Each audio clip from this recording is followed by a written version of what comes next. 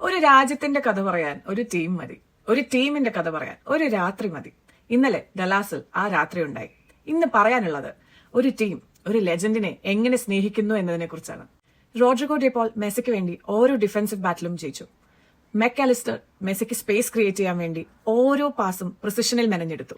Medina ഒരൊറ്റ diagonal through ബോളിൽ മെസ്സിക്ക് ഹിസ്റ്ററിയുടെ വാതിൽ തുറന്നു കൊടുത്തു.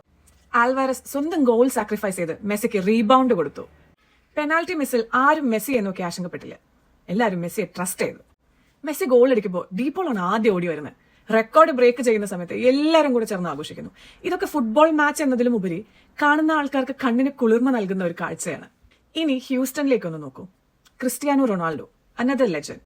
ഒരു ലോകത്തിന്റെ മൊത്തം സ്നേഹം നേടിയവൻ, സ്വന്തം ജന്മനാട്ടിൽ തന്റെ പേരിൽ ഒരു മ്യൂസിയം തന്നെയുള്ളവൻ, 5 ബാലൻഡിയർ കിട്ടിയവൻ, സാക്ഷാൽ അലക്സ് ഫെർഗൂസിന്റെ ടഫ് ട്രെയിനിങ് ഗ്രൗണ്ടിൽ നിന്നും പറന്നുയർന്നവൻ. മെസ്സി ഹാട്രിക് അടിക്കുന്നതിന്റെ തലേദിവസം ലോകം റൊണാൾഡോയ്ക്കായി കാത്തിരുന്നു. 25 ടച്ചസ്, ഏറ്റവും കുറഞ്ഞ touch count, 17 out of 22 passes backwards. ഇതിന്റെ എല്ലാം കാരണം റൊണാൾഡോ മാത്രമാണോ? പലരുടെയും എന്ന പോലെ എന്റെയും സംശയമുന ഫെർണാണ്ടസിന്റെയും വിറ്റ്നിയയുടെയും ഒക്കെ നേർക്കായിരുന്നു. പിന്നെ ഞാൻ അവരുടെ ഇൻസ്റ്റാഗ്രാം പേജിലെ കമന്റ്സിലൊക്കെ പോയി നോക്കിയപ്പോൾ കാര്യങ്ങളൊക്കെ ഏകദേശം മനസ്സിലായി. പലപ്പോഴും എനിക്ക് തോന്നിയിട്ടുള്ളത് അർജന്റീന ടീം മെസ്സിക്ക് കൊടുക്കുന്ന നീതിയുടെ 10% റൊണാൾഡോയ്ക്ക് സ്വന്തം ടീമിൽ നിന്നും കിട്ടിയോ എന്നുള്ളതാണ്. ആ തോന്നൽ ഒരു പക്ഷെ എന്റെ അറിവിന്റെ പരിമിതി കൊണ്ടാവാട്ടോ. പാസ് ഒക്കെ ജനിക്കുന്നത് ഒരു ഫ്രാക്ഷൻ ഓഫ് സെക്കൻഡിലല്ലേ. കളിക്കുന്നത് ജയിക്കാൻ വേണ്ടിയല്ലേ, അല്ലാതെ ഒരാളെ കൊണ്ട് ഗോൾ അടിപ്പിക്കാനോ ആരാധകരെ ശാന്തരാക്കാനോ വേണ്ടിയല്ലല്ലോ. എന്നാൽ എന്റെ മനസ്സ് പറയുന്നു അടുത്ത മാച്ചിൽ ഒരൊറ്റ ഗോള്.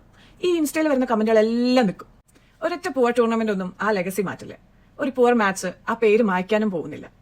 റൊണാൾഡോ, മെസ്സിക്കൊപ്പം ആ പേര് ഹിസ്റ്ററിയിൽ എന്നും ഉണ്ടായിരിക്കും.